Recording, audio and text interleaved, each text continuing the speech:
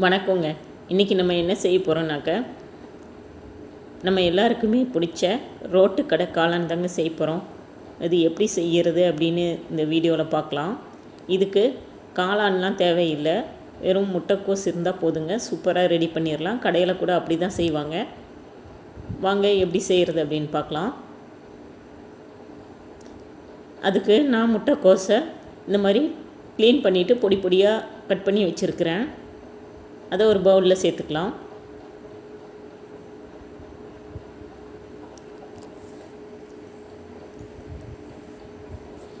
அதில் கொஞ்சமாக பொடியாக நறுக்கி வச்சுருக்கிற வெங்காயம், மஞ்சத்தூள்,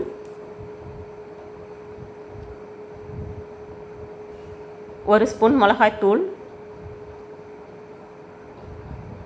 அரை ஸ்பூன் கரம் மசாலா தூள், மிளகுத்தூள் அரை ஸ்பூன், தேவையான அளவு உப்பு, இஞ்சி பூண்டு பேஸ்ட்,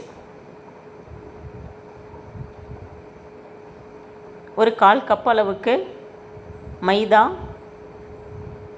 2 டேபிள் ஸ்பூன் அளவுக்கு கார்ன்ஃப்ளவர். இப்போ எல்லாத்தையும் ஒன்றா மிக்ஸ் பண்ணிக்கலாம்.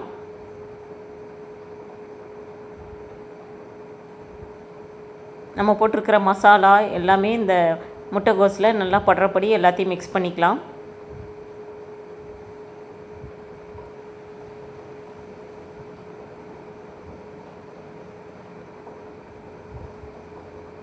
இப்போ கொஞ்சம் கொஞ்சமாக தண்ணி தெளித்து பிசைஞ்சிக்கலாம்.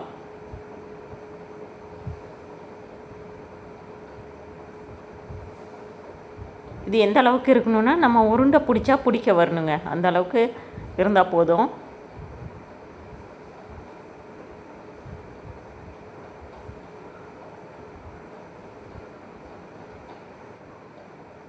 தண்ணியை கொஞ்சம் கொஞ்சமாக தெளித்து தான் பண்ணணும். சப்போஸ் உங்களுக்கு காய் அதிகமாக இருக்குது, மாவு கொஞ்சம் குறைவாக இருக்கிற மாதிரி தெரிஞ்சதுன்னா மாவு ஆட் பண்ணிக்கோங்க. 1 ஸ்பூன் 2 ஸ்பூன் தேவையான அளவுக்கு.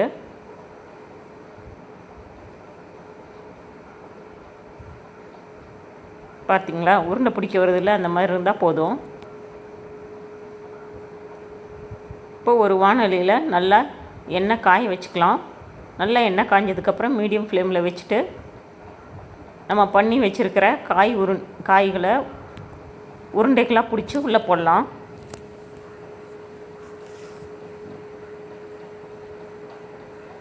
எண்ணெயில் எந்த அளவுக்கு போட முடியுமோ அந்த அளவுக்கு போட்டுக்கலாம். ஒரு 2 நிமிஷம் வெயிட் பண்ணிவிட்டு அதுக்கப்புறம் நம்ம பிரித்து விடலாம், ஒன்றோட ஒன்றும் ஒட்டாமல்.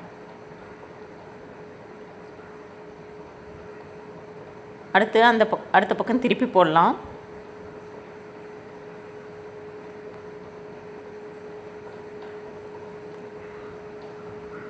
எல்லா பக்கமும் நல்லா ஒரே மாதிரி வந்ததுக்கப்புறம் வெளியில் எடுத்துடலாம்.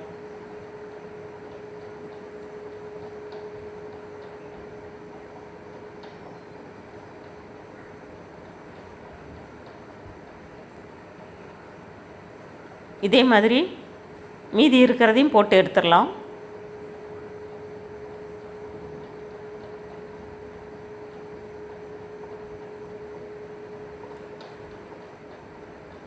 அவ்வளோதான். இனி கிரேவி ரெடி பண்ணலாம்.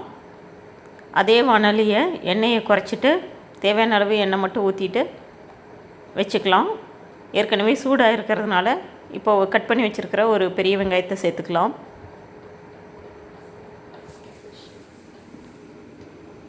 வெங்காயம் நல்லா வதங்கட்டும்.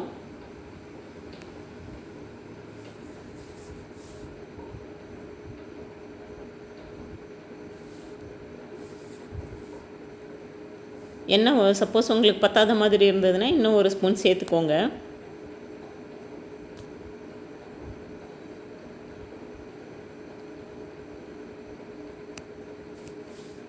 இப்போ இதில் இஞ்சி பூண்டு பேஸ்ட்டு சேர்த்துக்கலாம். பச்சை வாசனை போக வதக்கிக்கலாம்.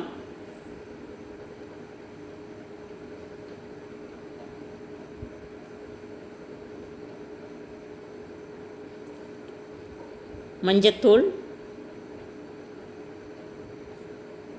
மிளகாய்த்தூள்,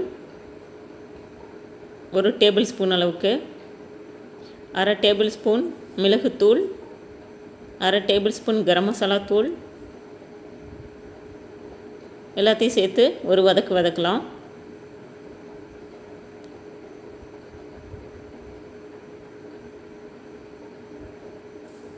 இப்போ தேவையான அளவு உப்பு,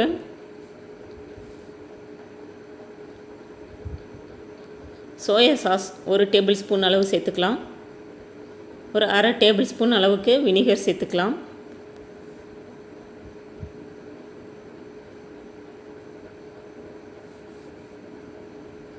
அடுத்தது டொமேட்டோ சாஸ் ஒரு 2 டேபிள் ஸ்பூன் அளவுக்கு சேர்த்துக்கலாங்க.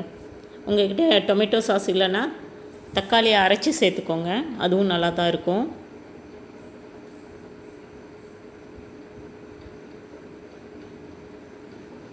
இப்போ எல்லாத்தையும் கலந்து விட்டுட்டு நான் ஒரு 2 டேபிள் ஸ்பூன் அளவுக்கு கார்ன்ஃப்ளவர் எடுத்து வச்சுருக்கேன்.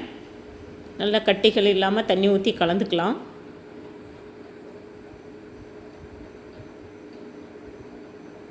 பாருங்கள், நல்லா கலந்தாச்சு. இப்போ இதை உள்ளே சேர்த்துக்கலாம். டக்குன்னு இது கெட்டியாயிரும், அதனால் இன்னும் தண்ணி நிறைய சேர்த்துக்கலாங்க.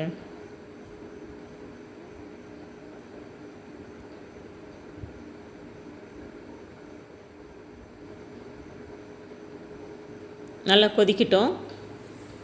பார்க்குறதுக்கு ஒரு பரோட்டா சால்னா மாதிரி இருக்குது பாருங்கள். உப்பு சரி பார்த்துக்கலாம். இது கொதிக்க கொதிக்க இன்னுமுமே கெட்டியாகும். தேவைப்பட்டால் இன்னும் கூட தண்ணி சேர்த்துக்கோங்க. இப்போ நம்ம சுட்டு வச்சுருக்கிற பால்ஸை உள்ளே சேர்த்துக்கலாம்.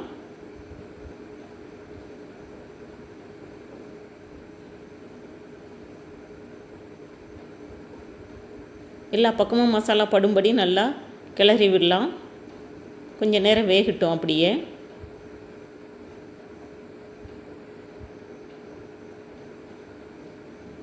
ரொம்ப கெட்டியாக இருக்கிறதுனால இன்னும் கொஞ்சம் தண்ணி சேர்த்துக்கிட்டேன்.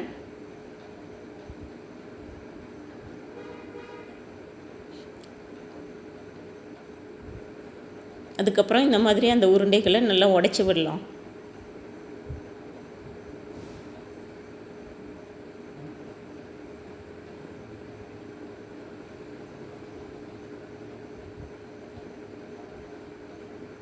அவ்வளோதான்.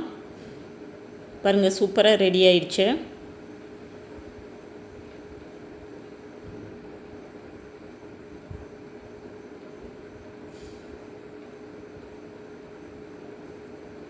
இன்னொரு தடவை கூட நீங்கள் உப்பு சரி பார்த்துக்கலாங்க. எல்லா கட்டிகளும் நல்லா உடைச்சி விட்டாச்சு. அடுப்பை ஆஃப் பண்ணிடலாம்.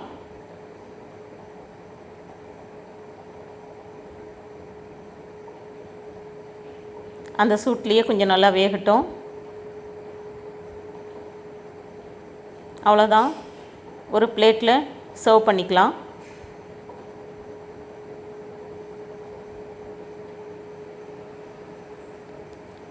அவ்வளோதாங்க, ரோட்டுக்கடை காளான் வீட்டிலையே சூப்பராக ரெடி ஆயிடுச்சு. உங்களுக்கு பிடிச்சிருந்ததுன்னா லைக் பண்ணுங்கள், ஷேர் பண்ணுங்கள், சப்ஸ்கிரைப் பண்ணுங்கள். நீங்களும் இதே மாதிரி செஞ்சு பார்த்துட்டு எப்படி வந்தது அப்படின்னு சொல்லுங்கள். தேங்க்யூ.